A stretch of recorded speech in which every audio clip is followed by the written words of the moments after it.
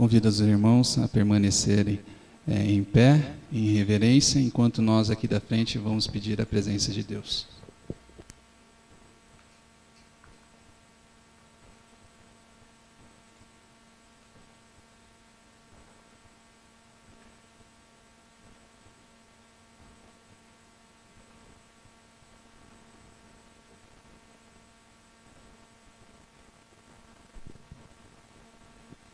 Vamos, em nome de Jesus, alegres, darmos início a este culto divino e vamos todos nós abrirmos os nossos inários e cantarmos as estrofes do hino número 340, 340.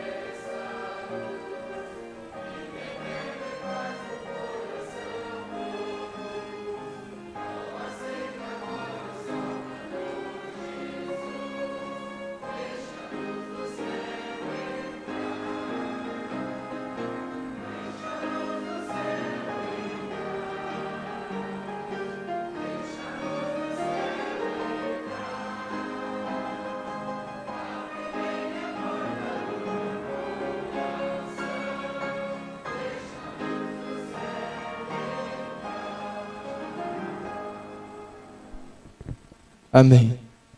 Vamos estar atentos ao texto que será lido para a base da nossa oração, que se encontra em São João, capítulo 3, versículos 16. Porque Deus amou o mundo de tal maneira que deu seu Filho unigênito, para que todo aquele que nele crê não pereça, mas tenha vida eterna. Com base nesse texto, convido a todos a curvar os vossos joelhos e daqui da frente faremos a oração.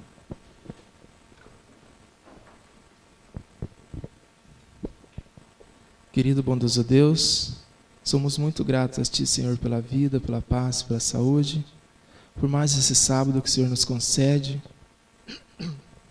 e essa grande oportunidade de estarmos aqui na Sua casa para louvar o Teu nome e também aprender mais de Ti. Venha estar, Senhor, conosco durante esse culto agora, que segunda hora que irá iniciar, que o pregador venha falar inspirado por Ti, que essas mensagens possam achar um lugar no nosso coração, e essas mensagens que não fiquem só para nós, mas também possamos passar a outros, levar avante essa mensagem, para que assim possa se cumprir as profecias, a todo mundo ouvir a Tua mensagem, Tu possa voltar brevemente a essa terra. Dá-nos, Senhor, um feliz sábado, perdoa os nossos pecados, em nome de Jesus. Amém.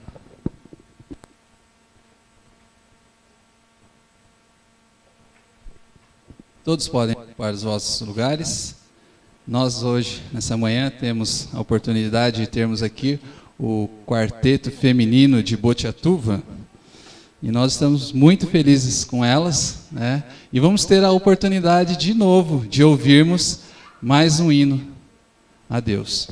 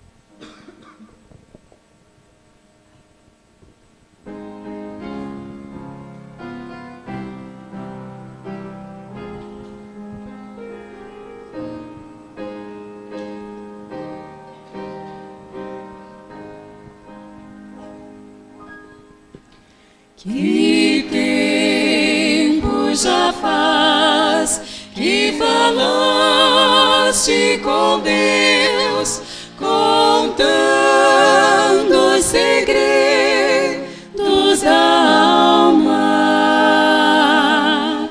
Que tempo já faz que oraste ao Senhor e de joelhos ouviste-lhe a voz. Que tempo já faz que não andas com Deus, deixando guiar tua vida. Teu amigo quer ser, quer dar-te poder. Tu precisas sentir seu amor. Que tempo já faz que ajoelhaste a sós e oraste ao teu Deus lá do céu. Que tempo já faz que o teu coração se apega aos pecados teus. Que tempo já faz que não falas de Deus, pregando a mensagem do Mestre. Teu amigo quer ser, quer dar-te poder, implantar seu amor em teu ser. Teu amigo quer ser, quer dar-te poder, implantar seu amor em teu ser. Amém.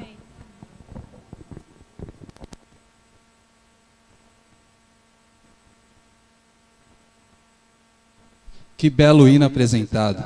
Agradecemos as nossas irmãs do Quarteto de Botiatuva e que realmente cada pessoa que veio aqui nessa manhã possa falar com Jesus, possa encontrar um meio de conversar com Jesus. Porque eu acredito que você não veio aqui só para encontrar amigos, só para passar o seu tempo.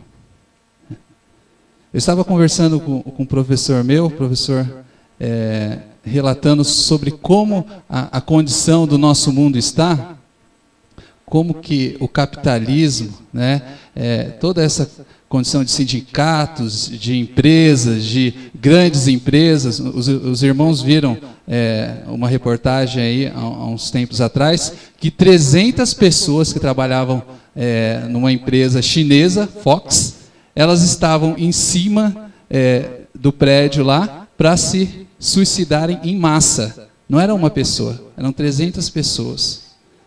Tem alguma coisa errada com esse mundo, né? E eu acredito que você que veio nessa manhã aqui sente que tem alguma coisa de errado.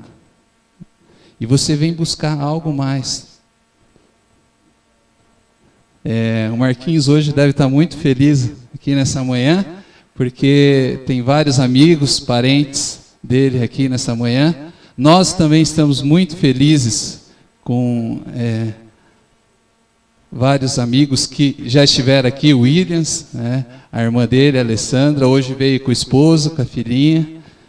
O Márcio também, que há um bom tempo não estava vindo, mas hoje está aqui. Agradecemos a sua presença, sentimos a sua falta. A colega da Silmara, agradecemos também a sua presença. O filho da irmã Rosane. Eu estou dizendo aqui os jovens, porque a gente sempre fica feliz com a presença dos nossos jovens aqui, né? E os demais que estão aqui nessa manhã. Nós gostaríamos de dar as mais cordiais boas-vindas a todos vocês e que essa manhã vocês possam sentir o Espírito Santo falando com vocês. E hoje nós temos aqui o Marquinhos, jovem Marquinhos, e ele traz um tema para nós. O título do tema é Será? Vamos ouvi-lo então.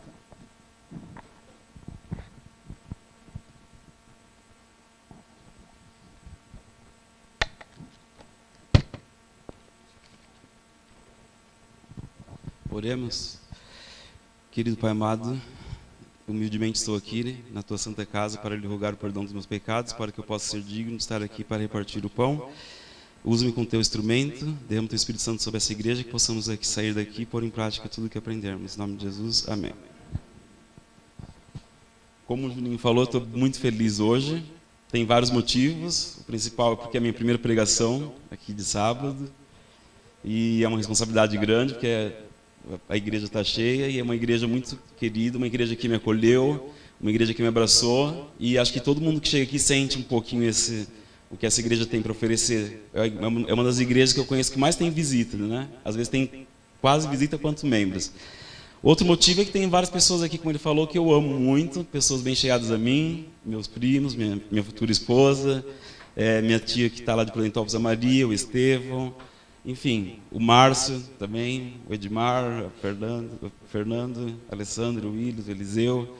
Então, poderia abraçar cada um de vocês e dizer que estou muito feliz e que cada um de vocês tem um espaço especial aqui no meu coração. Em segundo lugar, porque também é meu aniversário hoje. E foi um presente de Deus para mim poder estar aqui, para poder ter essa responsabilidade de repartir o pão. O tema será é um tema que gera uma dúvida, né? É uma dúvida que muito tempo me perseguiu e que às vezes eu me questiono e eu queria fazer uma pergunta para os irmãos. Alguma vez algum de vocês duvidou da existência de Deus? Cada um responda para si mesmo. É uma coisa que eu me questionei muitas vezes, que eu várias vezes parei para pensar. E eu nasci num lar cristão. Eu queria saber quem nasceu num lar cristão aqui. Bastante gente. Quem nunca nasceu? Quem não nasceu num lar cristão? Quem não nasceu? Então estamos divididos, metade, metade. Eu nasci, posso dizer que nascer num lar cristão não me disse muita coisa, porque a gente vai crescendo, vai vindo para a igreja, vai se acostumando na mesma igreja, com os mesmos amigos. E quando a gente é criança, quem nasceu num lar cristão, num lar reformista ou qualquer outro lar cristão, a gente acha que todo mundo do mundo é da nossa igreja. E a gente acha depois que todo mundo do mundo acredita em Deus. Aí a gente vai crescendo e vai se deparando com situações. Eu lembro uma situação que eu morava em São Paulo, estava a minha vizinha lá na Vila Matilde, era uma portuguesa, e eu e minha irmã, a gente olhou por cima do muro, ela estava matando um coelhinho para comer. Aquilo me chocou muito de ver uma mulher idosa cortando a cabeça de um coelho. Ela matou serrando o pescocinho dele assim. E eu fiquei pensando aí que você começa a ver que... Aí depois eu lembro que entrei num prézinho, ainda não tinha Isaac Newton, aí eu vi meus coleguinhas comendo carne, aí eu ficava... Aí você vai crescendo e vai se deparando com outras situações. Você começa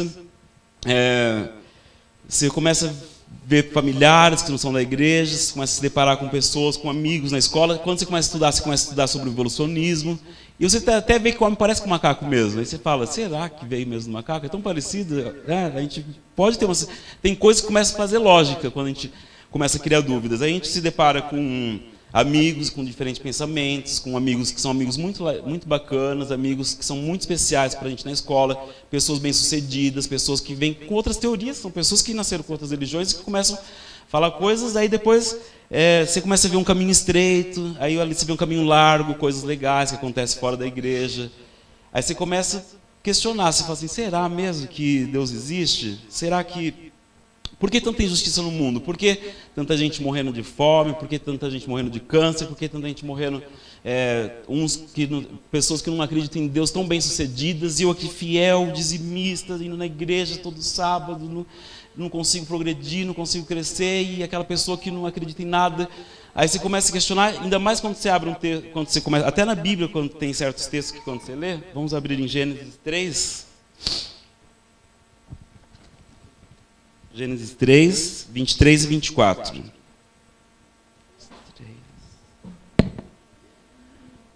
Por isso o Senhor Deus mandou embora do jardim do Éden para cultivar o solo do qual fora tirado. E depois de expulsar o homem, colocou a leste do jardim do Éden querubins e uma espada flamejante que se movia guardando o caminho para a árvore da vida.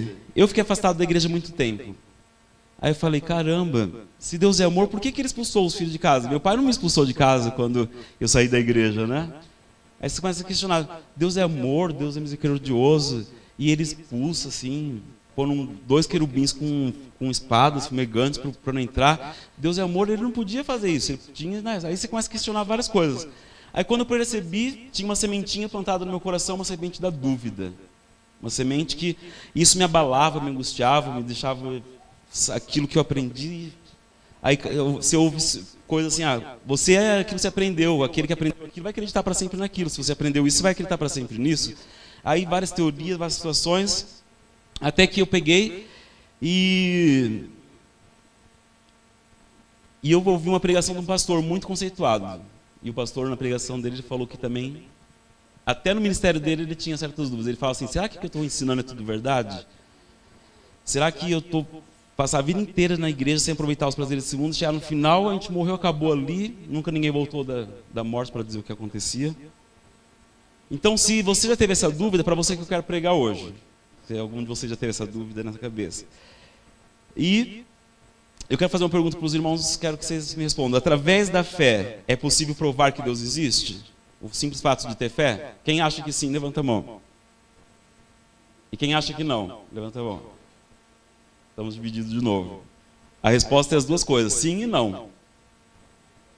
A fé pode provar que Deus existe, a minha fé, para mim, mas eu não posso provar para os irmãos. A fé é um caminho que cada um tem que trilhar sozinho. A minha experiência, pela minha fé, eu posso provar que Deus existe, mas eu não posso provar para o irmão que Deus não existe por causa da tua fé. Eu vou contar uma experiência assim. Tinha um certo cientista muito conceituado que estava fazendo uma palestra num auditório para só gente estudada, cientistas, a classe médica. E o estudo dele era que Deus não existe. Ele falou sobre o evolucionismo e tal. Aí, no final, ele falou que alguém da plateia estava com milhares de pessoas. Eu desafio alguém aqui a vir provar que Deus não existe. Aí ele levantou um senhor lá do fundo, um senhor simples, foi andando devagarzinho pelo corredor da igreja, chegou lá na frente, começou a descascar uma laranja. Aí ele falou assim, nossa, que mal educado, né? Essa pessoa simples, eu aqui todo... Aí ele falou, o senhor que vai me provar que Deus não existe? Boa. Aí ele falou assim, o senhor acha que... Aí o velhinho descascou a laranja, começou a chupar a laranja e falou assim, o senhor acha que essa laranja está doce ou azeda? Aí ele falou, você que está chupando a laranja, você que deve saber. Pois é. Eu era um homem que era viciado em tinha vários vícios, era um homem grosso com a minha família, chegava todo dia caindo bêbado em casa, até que Jesus me libertou. Então eu posso provar que ele existe, porque eu já fiz uma experiência com Deus. Agora o senhor não vai poder provar que ele existe, porque o senhor não tem uma experiência com ele. Aí eu sei que a minha laranja está doce, porque eu estou chupando a laranja. Se o senhor não está chupando a laranja, o senhor não vai poder dizer que gosto tem a laranja. Então, se eu tive uma experiência com Deus na minha vida, eu sou apto para dizer que Deus existe. Agora, se o senhor não teve uma experiência com ele, o senhor não é apto para falar que ele existe ou não. Porque até para provar que Deus não existe, é preciso ter fé. Até para ser ateu, você tem que ter a fé. Então, e outra experiência que... Imagina só que você está no ponto de ônibus, chega uma pessoa correndo com uma mala, que você não conhece, ofegante, te dá para você segurar a mala. Você ia segurar a mala? Fala, segura aqui essa mala e sai correndo. Você ia segurar? Não. Agora imagina que fosse tua mãe, que chegava com aquela mala pesada, velhinha, fala, meu filho, segura essa mala para mim. Você ia segurar ou não ia? Você ia. Por quê? Porque você conhece tua mãe. Se você não conhece, não confia, você não pode acreditar. Agora, se você conhece e confia, você acredita. Aí, eu me deparei com esse texto que está em Salmos 73, versículo 2. Os irmãos podem abrir, Salmo 73, versículo 2. Quanto a mim, os meus pés quase tropeçaram, por pouco não escorreguei. E o versículo 17 fala, até que entrei no santuário de Deus. Aí eu falei assim, nossa, até o salmista, o pé dele quase tropeçou, até ele duvidou, e se a gente for ler aqui, ele fala que ele via a injustiça dos ímpios, e os ímpios progredindo, e os fiéis não. Então, ele falou que até um homem que escreveu um livro na Bíblia, ele teve essas dúvidas. Aí me deu um alívio, falei, ufa, então não sou o único, é normal, nós somos mortais, todos podemos ter essas dúvidas, né? Aí eu estudar, não entendi qual é o significado de entrar no santuário. E todas as minhas dúvidas foram saradas com isso. E ao compreender isso me ajudou, e eu quero explicar a minha experiência para ajudar os irmãos também que já têm essas dúvidas. Então, eu entendi por que das minhas dúvidas e como entrar no santuário de Deus pode nos ajudar. Vamos voltar ao princípio do mundo, no reino da glória, quando o homem não tinha pecado, que vivia com Deus no paraíso. No livro da História da Redenção tem explicando aqui como é que era a convivência de Deus no paraíso. Na página 21 e 22. Não, na página 22, está falando aqui que a terra era coberta de uma bela verdura, onde miríades de perfumadas flores de toda variedade cresciam em profusão. Todas as coisas eram de bom gosto e esplendidamente dispostas. No meio do jardim estava a árvore da vida, sobrepujando em glória todas as outras árvores. Seu fruto assemelhava-se a maçãs de ouro e prata, e destinava-se a perpetuar a vida. O santo par era muito feliz no Éden. Ilimitado controle fora-lhes dado sobre toda criatura vivente. O leão e o cordeiro divertiam-se pacificamente e inofensivamente ao seu redor, ou dormitavam a seus pés. Pássaros de toda variedade de cores e plumagens esvoaçavam entre as árvores e flores em volta de Adão e Eva, enquanto o seu melodioso canto ecoava entre as árvores em doces acordes de louvores ao seu Criador. E esse capítulo vem falando de como que era a vida no Éden. Imaginamos Adão e Eva podendo fazer o pôr do sol com Jesus, podendo ir lá, e imagina ele podendo dar um nome para os animais, Jesus dando a sugestão, olha, aquele ali parece uma ovelhinha, põe nome de cordeiro, aquele parece cachorrinho, põe nome de cachorro. E a gente pode imaginar, e a nossa imaginação pode ir, né? Aí, o que aconteceu? Mas só que tinha uma condição para eles estarem ali. Deus falou que aquela árvore eles não poderiam comer, porque se eles comessem, eles iam ser conhecedores do bem e do mal. E o que aconteceu com o evoluir da história? A gente sabe que Satanás é um ser astuto. E ele confundiu a cabeça. E, continuando aqui, se a gente for ler aqui, que antes de fazer, aqui na página 28, é bem interessante que eu não sabia desse pormenor, que eu quero passar para os irmãos, que Satanás, ao pensar em destruir o casal, que ele queria, ao fazer isso, ele queria que Deus fosse resgatar o casal e resgatasse ele também. Por isso que ele estava tentando ver se ia fazer. Aí, ó, que interessante, que fala que ele estremeceu ao pensar, enquanto ele ficava pensando, será que eu faço eles pecar? Será que eu faço eles pecar? E ele ficou agoniado, andando de um lado para o outro, ele se retirou do concílio dos anjos dele, fala que ele estremeceu ao pensar em submergir o santo e feliz par na miséria e remorso que ele próprio sofria. Parecia estar num estado de indecisão, há um tempo firme e determinado, em seguida hesitando e vacilando. Então ele estava ali, com aquela dúvida. Mas aí ele resolveu fazer o casal pecar. Aí aqui mais à frente fala que Deus avisou a Eva e Adão, ele mandou 2 anjos. Deus reuniu toda a hoste angélica para tomar medidas e impedir o perigo ameaçador. Ficou decidido no concílio celestial que anjos deveriam visitar o Éden e advertir Adão de que estava em perigo pela presença de um adversário. Eu não vou ler muito, mas aqui fala que advertiu até do que eles iam ser tentados, que era o perigo ia estar naquela árvore. E mesmo assim eles foram tentados. E aqui fala que avisou que Eva não devia se afastar de Adão, avisou que e mesmo assim, por mais que Satanás conseguiu pegar e enganar eles, por mais que foram os anjos de Deus a dizer, ó, vocês estão em perigo, Satanás está rondando, vocês não podem comer daquele fruto, que vocês comerem, vocês não sabem o que vai acontecer, vai abrir um tremendo esgoto da humanidade que vocês não imaginam. Vocês vão morrer, vai ter que ter derramamento de sangue. E mesmo assim, Eva se separou, foi curiosa, saiu de perto de Adão, viu aquela serpente voadora, uma serpente falante, que pegou e falou, olha, vocês vão ser conhecedores do bem e do mal. O que ele fez aqui? Satanás é o pai da mentira. Ele misturou a verdade com a mentira, porque eles já eram conhecedores do bem. Eles passaram a conhecer o mal. A partir do momento que eles comeram, eles passaram a ser cegos para o mundo espiritual. Por isso que a gente duvida hoje de tanta coisa, porque a gente nunca mais viu nada, a gente nunca viu uma manifestação, porque a glória de Deus se retirou. E de 6.000 anos para cá, Deus algumas vezes se manifestou, que eu vou falar, mas ele se retirou. O Satanás, hoje em dia, ele continua tendo essa mesma artimanha. Ele fala assim, ó, olha, só essa bebidinha, só essa cervejinha, de repente você não está na cerveja, está no cigarro. Depois está na cocaína, na maconha, no crack, quando você vê, você está arrasado aqui nas ruas da cidade, parecendo um mendigo, correndo atrás da sua porção de droga por dia. Mas começou com uma cervejinha, com uma indução de Satanás. Aí ele fala assim, ó, pro camarada, ele está lá no trabalho, aí ele entra numa sala de bate-papo, conversa com essa moça aqui que é bonita. Aí ele vai lá, entra, é só uma conversa, é do computador, você nunca vai ver ela, você só vai ver uma foto, de repente você já marca o jantar, de repente do jantar você já está fazendo outras coisas com ela, e você é casado até que você é descoberto e a tua família é destroçada por causa disso. Você está na igreja, ativo, de repente você pega, se envolve num romance proibido, você perde toda aquela alegria de viver que você tinha, porque você fica com aquela peso atrás de você. E é isso que ele quer te pegar, fazer você pecar e depois te derrubar e esfregar na cara que você é um pecador. Então, quando Adão e Eva deixaram de ver a glória de Deus, eles entraram no reino das trevas, que eles viviam na glória de Deus. A partir daquele momento, Deus chegou e falou, a partir de agora vocês não vão poder me ver mais. E se nossos olhos fossem abertos hoje, irmãos, a gente ia poder ver, se nossos olhos fossem abertos para o mundo espiritual, a gente ia ver, no tempo de Jesus, as pessoas iam ter visto 7 demônios saindo de Maria Madalena. Ia ver uma legião de demônios saindo daquele endemoniado.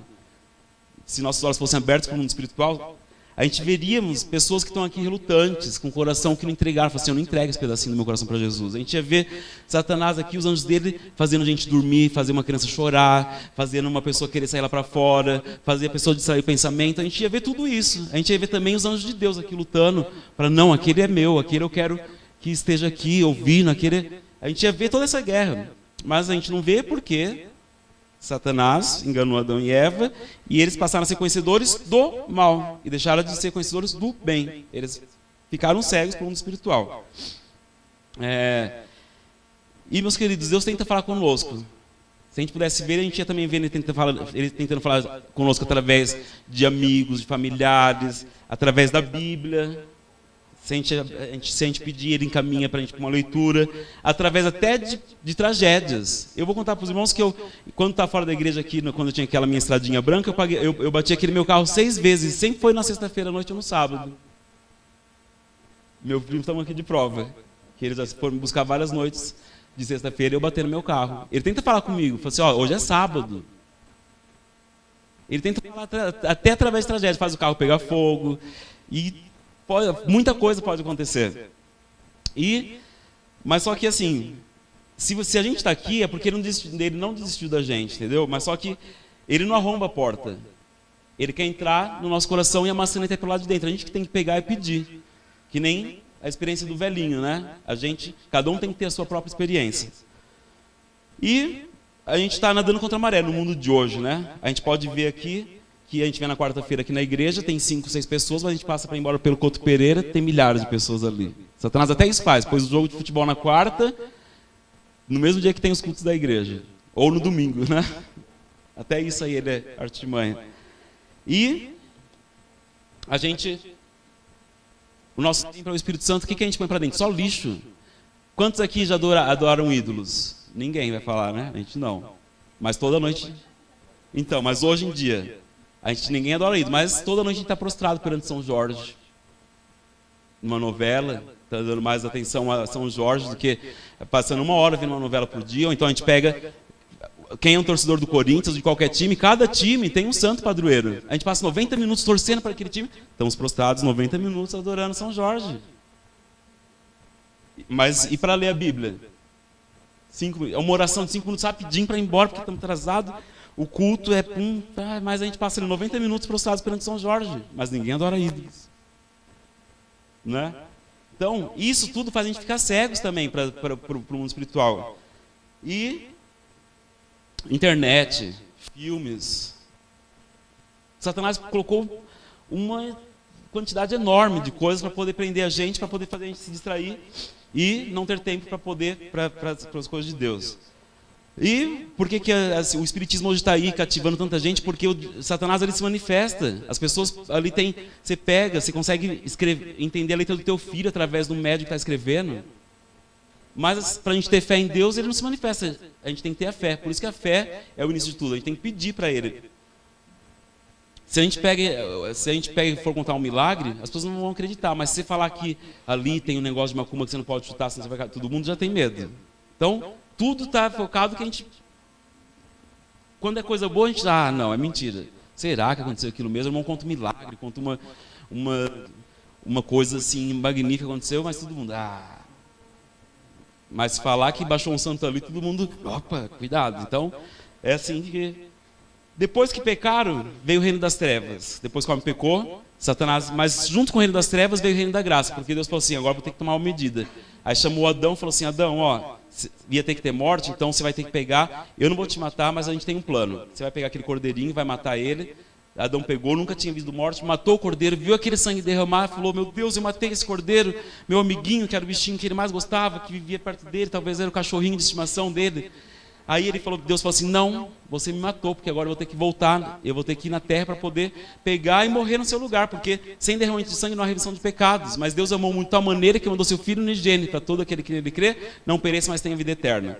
Expulsou Adão, e Adão pegou e ensinou para os seus filhos. Ele chamava Caim, Abel, vamos fazer o altar aqui. Olha, Caim, o papai viveu num tempo muito bom, num tempo que ele conversava com Jesus, explicava como que era louvar a Deus, ele explicava como que era o leão e o cordeiro, ele explicava, ele nunca tinha visto uma folha cair, e Adão teve 900 anos para poder digerir toda, eu acho que ele foi uma das pessoas mais tristes desse mundo, porque ele teve que ver durante 900 anos toda a desgraça que ele causou. Aí ele passou isso para Adão, para Caim, para Abel, e foi passando de geração em geração o ritual de matar o cordeiro. Quando eles matavam, eles sabiam que eles tinham pecado, que aquele sangue era para focar Jesus, que iria vir aqui morrer por eles, para poder levar eles de novo para o reino da glória. Depois disso, foi passando para Abraão, para Noé, todos eles foram os evangelistas da época. Eles continuaram construindo os altares, continuaram... E se a gente for, a Bíblia é que nem a matemática, a gente não pode aprender logo a divisão, a gente tem que aprender a somar, depois a gente aprende a diminuir, depois a gente aprende a multiplicar, depois a dividir. Então a Bíblia, assim, a gente vai aprendendo, a gente vai vendo coisas assim que... Vamos agora entender. E depois que o homem pegou e passou Adão, ficou 400 anos o homem sempre fazia esse ritual, os egípcios lá, quando eles foram escravizados. Então o povo já perdeu um pouco aquele costume de pegar, sacrificar, e aquilo ficou meio abandonado. E aquilo era muito importante, Deus queria resgatar isso. Aí ele chamou Moisés e falou, Moisés, me construa um santuário, porque eu quero morar no meio do meu povo. Então, no reino da glória, Jesus convivia com Adão e Eva. No santuário, Jesus ia morar dentro da Arca da Aliança, para a glória de Deus. Quem encostasse morria, mas ele estava ali no meio do povo. Aqui no pátio, irmãos, o pecador entrava por aqui. O santuário é isso. O que significa entrar no santuário? Agora vamos chegar a esse ponto, né? Tem ali o altar de incenso, ali, e aqui a pia. E ali o altar de incenso. O altar de incenso não. O altar onde sacrificavam os animais.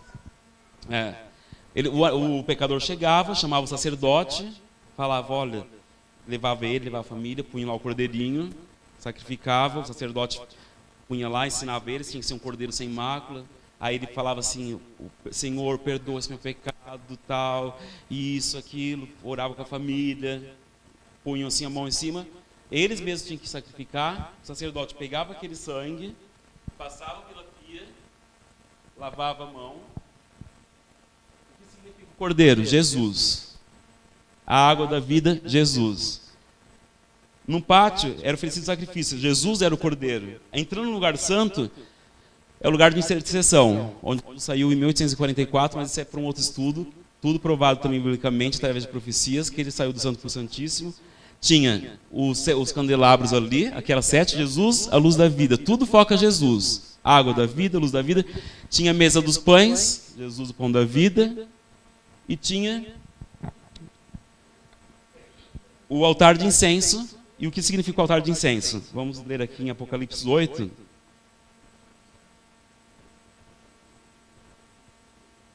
Três e 4. Apocalipse 8, desculpa. 3 e 4. Outro anjo me trazia um incensário de ouro, aproximando-se, se colocou em pé junto ao altar. A ele foi dado muito incenso para oferecer com as orações de todos os santos sobre o altar de ouro diante do trono. Então, irmãos, ali o sacerdote chegava, antes de entrar no Santíssimo tinha aquele altar de incensário, Porque é tão sujo os nossos pecados, tão sujo que Deus estava do outro lado, dentro da Arca da Aliança, para se misturar com as orações do pecador que acabou de se confessar lá fora, para chegar como um cheiro suave perante Deus. É o que funciona hoje também conosco. Por isso que as orações é importante, porque Jesus está no céu intercedendo por nós, e as nossas orações passam por esse incensário para chegar a Deus e Ele nos perdoar, e era o que acontecia ali. E o sacerdote também representava quem? Jesus. Isso está em Hebreus. Vamos ler então em Hebreus 7, 23.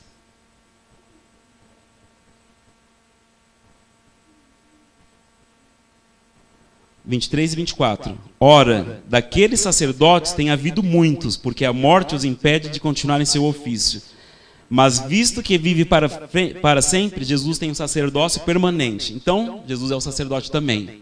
Tem um sacerdote permanente. Então era o quê? Jesus era o cordeiro, Jesus era a água da pia, Jesus, o candelabro, a luz da vida, Jesus é o pão da vida, Jesus é o sacerdote e Jesus é o sumo sacerdote. A gente pode ver isso em Hebreus 4:14.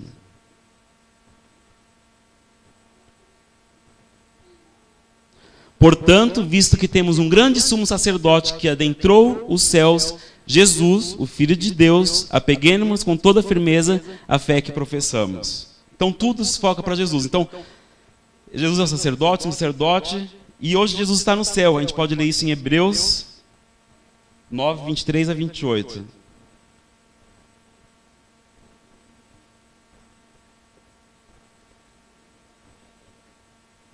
Hebreus 9...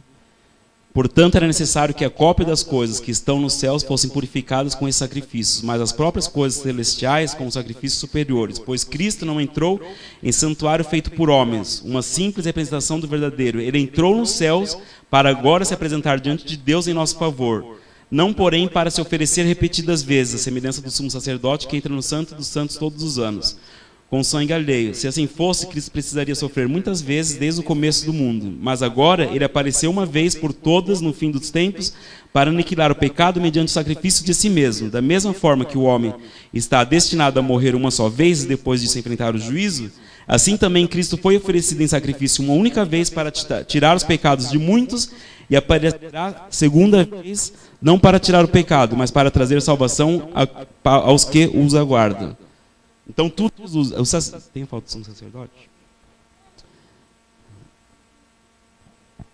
E o sumo sacerdote, ele entrava uma vez por ano no lugar santíssimo. Ele entrava ali, irmão, se alguém do povo tivesse um pecado oculto, ele morria. Ele entrava com as pedras, cada uma daquelas pedras representava uma tribo, era acusado qual aquela tribo, e eles iam atrás e descobriam uma pessoa que estava em pecado. Uma vez por ano ele entrava ali para poder fazer, se uma pessoa estava em pecado, ele morreria. Então, o que entrar no santuário significa para nós? Então, que a gente pode aprender. O pecador não entrava no santuário, ele ficava no pátio. Então, como é que ele entrava? Ele entrava em oração. Ele entrava em oração, em confissão. O sacerdote morria se tivesse alguém com um pecado oculto. Então, o que a gente tem que fazer para poder tirar todas aquelas dúvidas, para poder crer? Se a gente não crê, se a gente não tem fé, a gente tem que pelo menos uma vez na vida dobrar os joelhos e falar: meu Deus, me ajuda, porque nem fé eu tenho. Me ajuda a ter fé. Eu desafio aqui, se alguém não tem fé, faça isso. Eu não consigo gostar das coisas da igreja, eu não consigo gostar daqueles hinos, eu não consigo achar graça. Confessar os pecados. A gente tem que se lançar, a gente tem que pedir, a gente tem que clamar a Deus, a gente tem que... Aquela parábola que fala sobre o pão, que chega um vizinho de madrugada na casa do outro, fala: vizinho, me dá um pão aí que chegou visita. O vizinho fala: cara, tá tarde, eu não posso dar o pão agora. Aí ele vai embora, mas ele volta e insiste: vizinho, por favor, o pão. Vizinho, o pão. Até que de tanto ele insistir, ele deu pão. O que significa isso que fala lá? É assim que a gente tem que clamar pelo Espírito Santo na nossa vida. A gente às vezes ora para Deus abençoar isso, aquilo, mas a gente esquece de pedir para que Ele derrame o Espírito Santo sobre nós. A gente tem que orar para que a gente consiga pôr os fardos aos pés de Jesus. Fala assim: ó, a oração tem que ser: Senhor, eu sou fraco, eu não consigo vencer nada, eu sou um lixo, Mas, através de Jesus, vença por mim, vai na frente. A gente tem que fazer isso antes de pôr o pé no chão, porque o Satanás anda em volta da cama que nem um leão. Assim que a gente põe o pé no chão, ele já está querendo atacar a gente, saindo fora de casa. Então, a primeira coisa de manhã, a gente tem que clamar diariamente, para que ele... a gente tem que clamar diariamente. A porção dele é diária, não é uma porção que vem de uma vez e que a gente está bom, estou saciado para o próximo ano, para a próxima semana. Diariamente, a gente tem que, antes de sair de casa, antes de pôr o pé no chão, clamar, falar assim: meu Pai, me dá força para resistir isso, aquilo outro, aquele pecado, eu não consigo, eu já pequei, eu oro todo dia por isso, mas eu continuo errando, continuo pecando, porque eu estou tentando sozinho. Então, através de Jesus, consiga por mim. Nem fé eu tenho, peça fé que Ele vai dar fé. E quando o véu se rasgou, foi quando Jesus morreu. Ele falou: está consumado. Ao dizer isso, ele nos deu o direito da salvação. A hora que ele falou: está consumado. Ele disse... E quando ele foi para o céu, ele falou assim: ó, eu vou mandar um Consolador para que vos ajude. Ele ia mandar o Espírito Santo quando for para o céu. Por isso que a gente não consegue acreditar, porque ele é invisível. Ele está do nosso lado, ele está do nosso lado, mas a gente tem que crer. Mas ele está do nosso lado a hora que a gente precisar. Mas a gente tem que acreditar, a gente tem que pedir. E a gente tem que fazer a nossa experiência. Mas só que é o seguinte, o sacerdote morria se alguém estava com um pecado oculto, né? Da mesma maneira, para o Espírito Santo entrar em nós, a gente tem que estar com a casa limpa. A gente tem que estar também com toda aquela erva daninha que nos impede de receber. Cada um aqui sabe o que impede da gente receber o Espírito Santo. Cada um sabe onde é o ponto fraco. Cada um sabe aquilo que está impedindo do Espírito Santo atuar plenamente nas nossas vidas. E eu fiz uma ilustração aqui na última vez que eu preguei, mas tinha poucos irmãos, eu quero fazer de novo. Imagina essa parede aqui toda branca. Jesus só aceita essa parede assim, ele aceita 100% só do nosso coração. Se for 1% ele não aceita. Satanás ele aceita esse 1%. Satanás ele aceita 1%, mas Jesus ele aceita 99%. Então, imagina essa parede toda branca sendo o nosso coração. Jesus quer ela sem mancha nenhuma. Mas imagina, alguém que está vendo algum prego nessa parede? Não está vendo, mas tem um preguinho aqui, ó.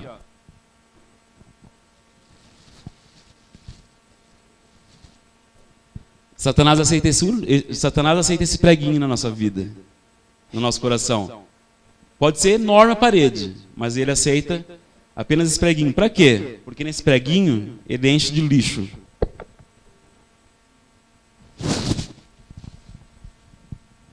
Nesse preguinho ele enche de orgulho, ele enche de vaidade, ele enche a falta do perdão. Eu não consigo perdoar meu marido, eu não consigo perdoar minha mulher.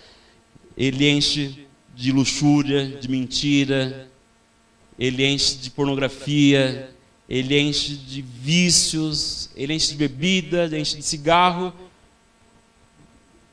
Por isso que ele aceita um preguinho. Mas só que irmãos, na época da glória, no reino da glória, Jesus convivia com Adão e Eva. Depois ele estava dentro da arca. Mas quem encostava na arca morria. Depois ele veio aqui e a gente abraçava ele, as criancinhas sentavam no colo dele. Depois a gente matou ele. Mas olha que maravilha hoje. Hoje ele está do nosso lado, é só a gente pedir.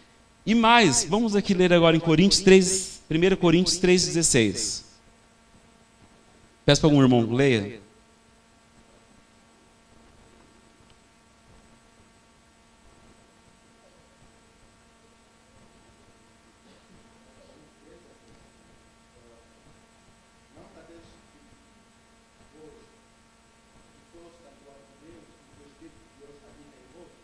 Irmãos, olha que maravilha.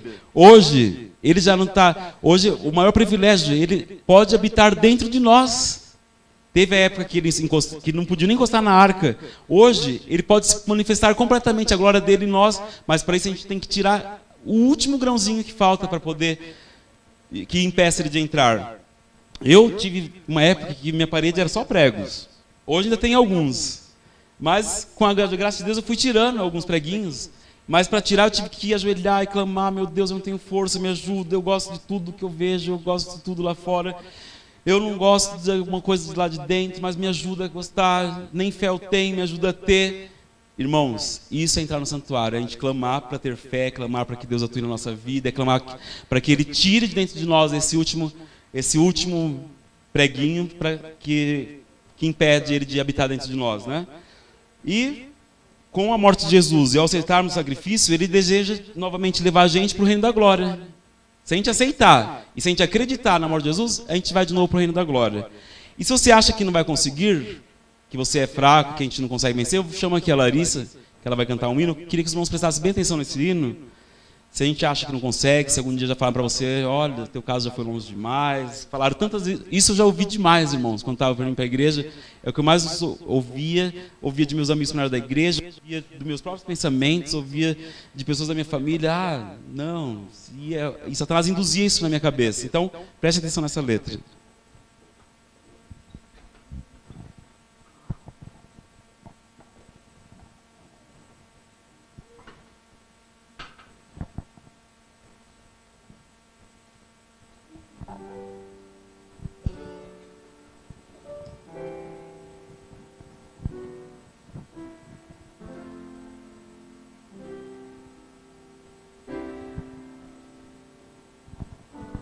Disseram que eu não ia conseguir, me disseram não devia prosseguir. Falaram tantas coisas negativas que eu quase parei. Me disseram que eu não tinha vocação, que a minha situação havia ido longe demais para vencer.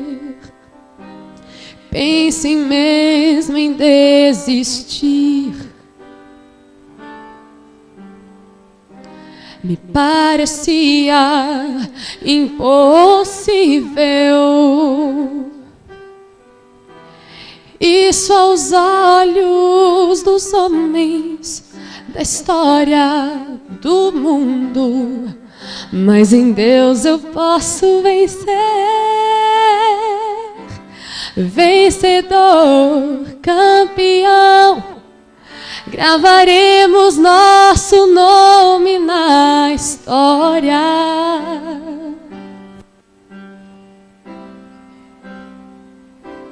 Vencedor, campeão, nunca abandonaremos a batalha.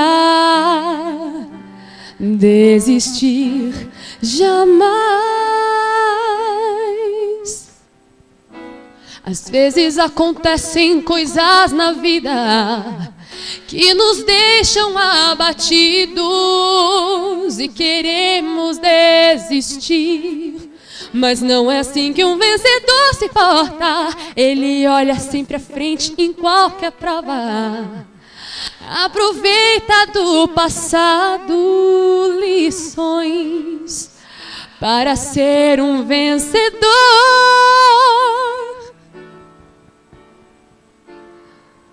Fui surdo para os nãos,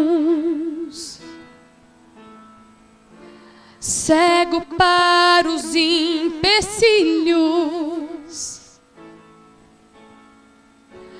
pois quem nasce pra vencer não se prostra na derrota. Levante-se, vencedor, vencedor, campeão. Gravaremos nosso nome na história.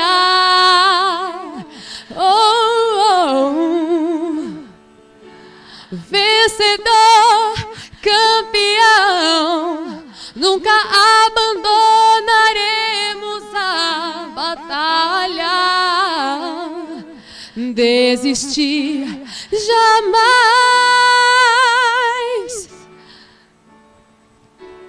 Todo aquele que quer ser um vencedor precisa conhecer as suas armas. Para vencer o opressor, busque forças no Senhor. Ele faz do fraco vencedor.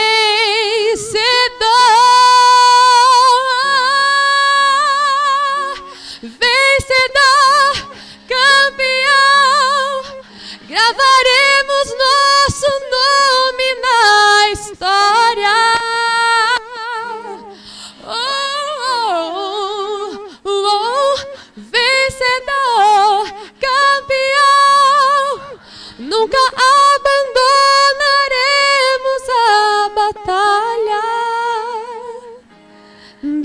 desistir jamais.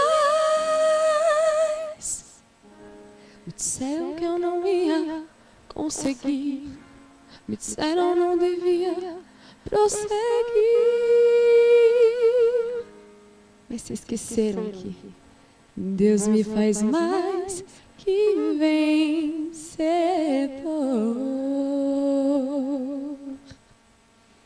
Amém.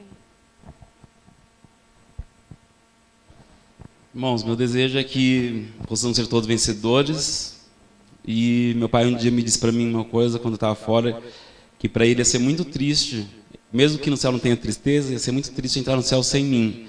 Hoje eu entendo isso, porque mesmo sabendo que no céu não vai ter tristeza, só de imaginar que algumas pessoas não estarão lá se não aceitarem Jesus me deixa muito triste. Então, o meu desejo é que possamos ser todos vencedores e que possamos entrar todos juntos no céu como igreja, como família. Quero ver meus primos lá, quero ver o Estevão, o Willis, o Eliseu, o Fernando, o Edmar, e cada um dos irmãos meus amigos aqui da igreja, a Shirley, o Thiago, e cada um de vocês aqui. Imagina que felicidade a gente entrarmos todos juntos, podemos dar um abraço a Jesus e falar: Senhor, obrigado pelo seu sangue derramado, valeu a pena porque eu estou aqui, eu não acreditava, eu era cheio de vícios, igual aquele velhinho lá da experiência, mas hoje estou aqui, o teu sangue me remiu. E lá no céu, quando a gente entrar, abre em Apocalipse 5, para terminar, versículos 11, 12 e 13.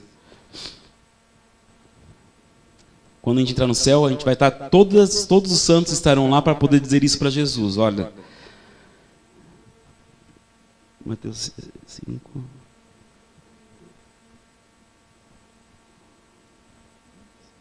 Então olhei e ouvi a voz de muitos anjos, milhares de milhares e milhões de milhões. Eles rodeavam o trono, bem como os seres viventes e os anciões. Cantavam em voz alta. Vamos ficar em pé, irmão? Vamos repetir juntos? Vamos imaginar que a gente está no céu já perante Jesus, falando isso para Ele? Vamos pensar nisso mesmo. Vamos pensar que a gente está lá no céu e está Jesus ali, nós prostrados, falando isso para Jesus. Digno é o Cordeiro que foi morto, de receber poder, riqueza, sabedoria, força, honra, glória e louvor.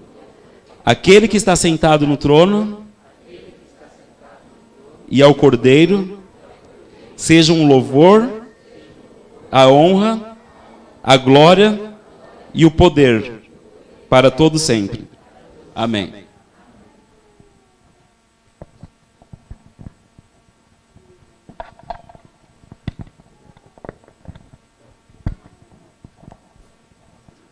Queremos agradecer a tão bela mensagem e que nós realmente possamos sair daqui, como o Marcos nos disse, buscando tirar os preguinhos que estão dentro do nosso coração. Cada sujeira que está nos afastando de Jesus. Que possamos realmente sair nessa manhã com essa mensagem. Vamos todos nós juntos louvar o Senhor e cantarmos as estrofes do hino número 252 ao som dos instrumentos.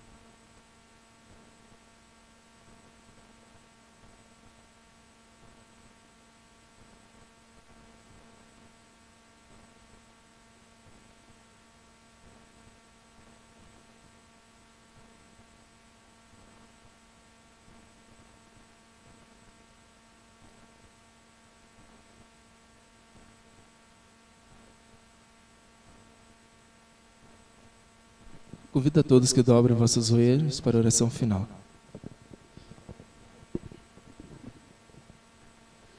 Querido Pai amado, perdoa, Senhor, nossos pecados. Estamos aqui, teus filhos, alguns sem nenhuma fé, alguns com uma fé muito pequenininha, outros com uma fé um pouquinho mais forte, mas somos todos ainda deficientes para alcançar o céu. Senhor Deus, perdoa todos os nossos pecados, perdoa termos jogado tanto lixo para dentro do seu santuário, que é o nosso corpo, tanto lixo, tanta coisa que nos impede de podermos receber o teu Espírito em plenitude, novelas, filmes, jogo, tantos prazeres que o mundo tem para nos dar e que a gente ainda continua jogando aqui para dentro, Senhor. Nos liberte, tem misericórdia de nós. Arranque de dentro de nós todo o preguinho, toda a sujeirinha que ainda falta, que não temos força, Senhor. Somos pecadores, mas Jesus Cristo morreu para nos libertar. Dá-nos entendimento o que é entrar no santuário, dá-nos entendimento o que é pedir sabedoria para Jesus, pedir força para Ele, dá-nos capacidade para podermos prostrar-nos de joelhos e reconhecermos que somos sujos e que em nada temos merecimento. Mas o teu sangue, Jesus, nos fará chegar a subir o último degrau e podermos estar todos juntos, essa igreja de Curitiba, todos juntos em família, para podermos dizer: digno é o Cordeiro que foi morto. Todos nós pedimos, amém.